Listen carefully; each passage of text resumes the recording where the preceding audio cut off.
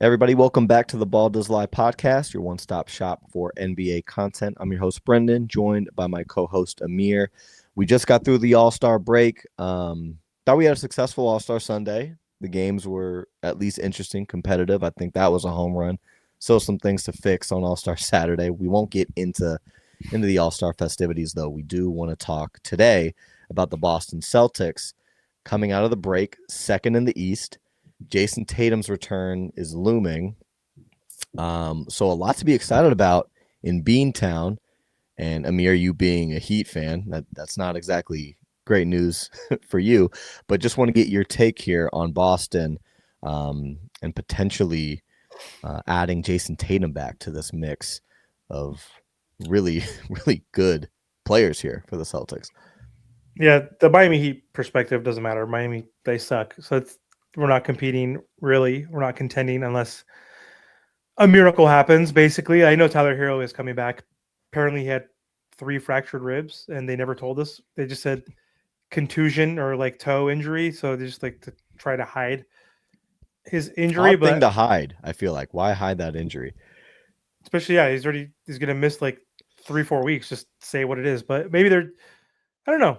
Maybe they should have said his knee hurts, so that way they don't like guys don't hit him and elbow him in the ribs, because that's what some players would probably do in the league. But anyway, I digress. Going back to the Celtics, so we're not even in the same category or conversation with that team, and they've been a surprise. Like Jaylen Brown is showing that he could be a 1A, and they're now about to get another 1A. I think Jaylen Brown is better than Tatum. I always have. I think Tatum just had more of the keys, more of the usage, but they won a championship together. They figured that piece out. So they're a dangerous team without Tatum, which is insane. I can't believe how good they've been this season. They've been amazing from three-point land. Like they've been one of those teams where they kind of changed the dynamic from a team perspective of shooting a million three-pointers, and just focusing on a shot appetite of getting baskets at the rim and shooting threes and kind of taking away the mid-range game. And they've been amazing. Payne Pritchard's been great. Derek White's great. They added Vucevic, which I think was a big add. Getting a veteran big man is definitely going to be helpful. He's a double machine. His numbers are down this season, but like just a season ago, he was averaging like 18, 19, and like 11. Like I think he's still averaging like 14 and like 10. You know what I mean? So like adding that guy for Anthony Simons was huge, I think. And if you get Tatum back, which is insane, like when did he get hurt? Like He got hurt in in their series May? against the Knicks in May. Yeah, so In for him May, to not even be June, targeted right? in March is insane. Yeah. The fact that he's coming back that quick from, I don't know if it's risky or if it's necessarily worth it. I don't think I would target March. I think we've talked about this injury before in the past on a pod. I would probably target the last 2 weeks of the regular season, maybe like the end of March, like beginning like April, right? Because playoffs start like mid-April, right? If I'm correct, somewhere around there, second week of April, third week. Yep. I would just let him play the last final 10 games, then to ramp up, and I wouldn't risk it. Just give him more time for it to fully heal, because playing in a game speed is different than any scrimmage or anything he could do. But he's doing 5-on-5, right? They're talking about putting Yep. when are they supposed to send him to the G League? Like I read So something about that too. he's been practicing and playing with the Maine Celtics since February 9th. We're recording this right now on February 19th. And there's a lot of speculation right now, a lot of buzz for the March 1st game against the 76ers. That game has now been flexed into prime time. There seems to be a lot of talk about Tatum eyeing that date as his return. However, Ramona Shelburne did provide an update. So she did speak with Jayson Tatum, and this is what she found out talking with Tatum. She says, I checked in with Tatum, and he says, I still have not made a decision on whether or not I am coming back this year. Exactly. So I found that interesting this year. Exactly. But all other indications, the way he's been moving this season, the way he's been posting on social media, has all been indicating he's coming back this season. And now this game against the Sixers on the first getting flexed into prime time seems to be another indicator he could be eyeing that date as a return. And if you're just adding Tatum now back to this Celtics team, it's insane. They're second in offensive rating without their 1A. That's crazy to me that their supposed best player has been out this entire year. They're still They second already in have another offensive 1A, rating. like I said. That's why they're Insane. Absolutely. Jalen's a They're 1A. still ninth in defensive rating, so you're top 10 in the two on both sides of the ball, and you're third in net rating. That's a recipe for a legitimate contender. And that's all riding on Jaylen Brown being the engine, both offensively and defensively. And he's been nothing short of an MVP candidate, averaging 29, 7, and 4 on 48% shooting from the field and 35% from the 3-point line. And that 48%. So you mentioned, the strategy the Celtics have been using is basically just been run and gun. Let's get as many threes up as we can possibly get up, and let's run really quick, fluid offense. But then Jaylen has been that one different variable that gives them a lot of optionality in the mid range. And his mid range game has been disgusting this season. I mean, he has so many different moves around the kind of 12 to 15 foot area, and it makes it really hard to guard when you have a guy that can basically slow the game down, take really tough mid-range shots and hit them at an efficient clip, but then also just have shooters scattered around the perimeter. Guys like Peyton Pritchard averaging 17 on 36% from the 3-point line. Derek White, who's been in a bit of a slump this year, but he's still a guy that can catch fire at any moment. Oh, I know. I've seen it Yeah, in the playoffs. Exactly. You've seen it firsthand. And then you have these role guys. Kada has been insanely good for them. I almost can't believe how good Kada has been just on the glass as a defensive presence, as a rim runner. He's been so good. Hugo has been one of the best rookies this season, just in terms of output and impact on winning. And then Mazzulla is just an absolute maniac, and he just has these guys playing at an insane intensity level that I think has caught a ton of teams off guard. I think we all expected the Celtics to take a back seat, maybe even potentially do some shadow tanking to grab a great pick in a pretty loaded draft. And here they are sitting second in the East.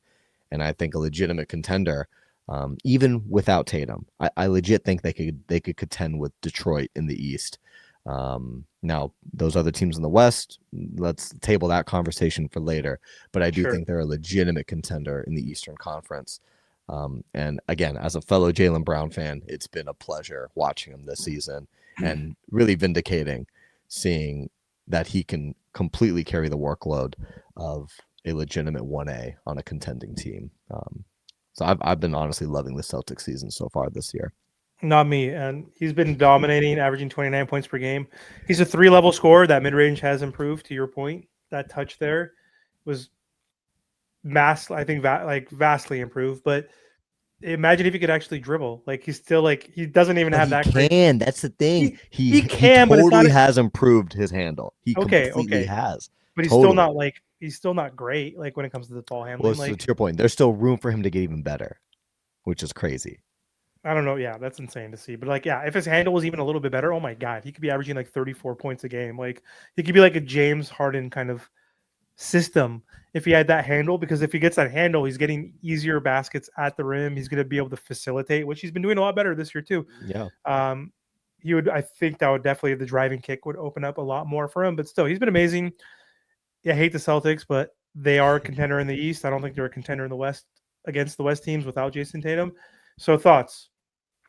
Does Jayson Tatum come back? Anytime he comes back is early, it feels like with the Achilles, you always feel like it's going to be at least a 1-year kind of time frame. And even so, people still don't come back. It still takes like a year and a half for the player to actually maybe get fully back, right? So is he risking it because of how good they're doing and that they're actually a contender? Some thought that this team was going to be a lottery team in one of the most stacked NBA drafts this upcoming summer, and they were going to get a lottery pick and be a championship team the following year afterwards. Thank God that didn't happen, but they're actually contending without him. Does he come in and say, I'm the missing piece. We can compete with anybody. They're this good. I'm going to fit in. You know what I mean? Like, I'm used to playing with a lot of these guys. There's some new pieces, but he plays with Jaylen. He plays with Derek. He's played with Payne. Like, it's not a whole new team he's coming to, so I don't think he would come in and disrupt the chemistry. And he's a freaking top 10 type player, so shut the hell up with that stupid nonsense that people say. Like, what do we always say? You always talk about the Ewing effect, whatever you always say. The Ewing theory. Whatever. Like, that's stupid. Like, when it's someone that good, do you think he risks it because of how they're performing? And I say risk because I didn't hear that quote from Shelburne and from Jayson Tatum saying, I'm still deciding if I play or not at all this year because he's 27 years old. He's in his prime. You don't want to stack up injuries like Klay Thompson did. Klay Thompson was a little bit older, but not much older, and that completely derailed his entire career and his entire prime. So is he thinking like, maybe I don't even come back at all? I'm 27. I sit this one out. He can go for another super, super crazy max contract, right? Like I know he got a big one already, but like he still can get one more contract and compete for the next 4 years. Or does he come back prematurely because the team is doing good, risks it, tears it again, does something else, and then fucks up his career for the future? I'm going to predict he doesn't play. I'm going to take a bold, hot take saying he doesn't because of that quote you just said. That is a hot take. It's a hot take. I'm going to say he doesn't even play at all. That is a very hot take. Let's close here. What's your thoughts? Does he come back? My closing thoughts are I think he comes back. I think he is a lunatic competitor by all accounts. Now, I think what's going to be interesting is how do the Celtics play this? Because you are right. You bring up a lot of good points. When you're coming back from a pretty traumatic injury like an Achilles rupture, you don't want to rush back, risk rupturing it again, and then you're out for another full year. But exactly. I do think Tatum has treated all of his rehab, by all accounts, from all the reporting in Boston, like an absolute professional. He's been extremely thorough on all of his recovery procedures, and if he's feeling good enough to play, I kind of trust that he's going to be ready. And they have a pretty incredible opportunity right now to compete in a wide open Eastern Conference.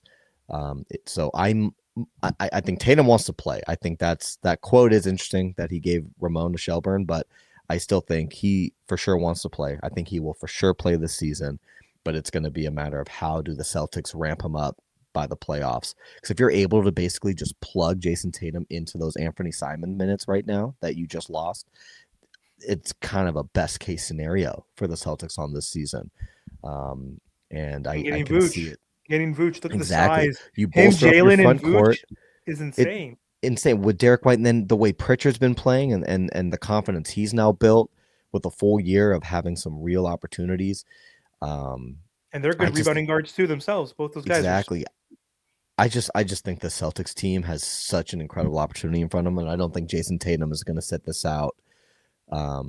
Just on hoping he doesn't re-injure himself. I think he's a lunatic competitor, like I just said, and he's going to want to go for it. And I do think he's going to coalesce and really mesh well.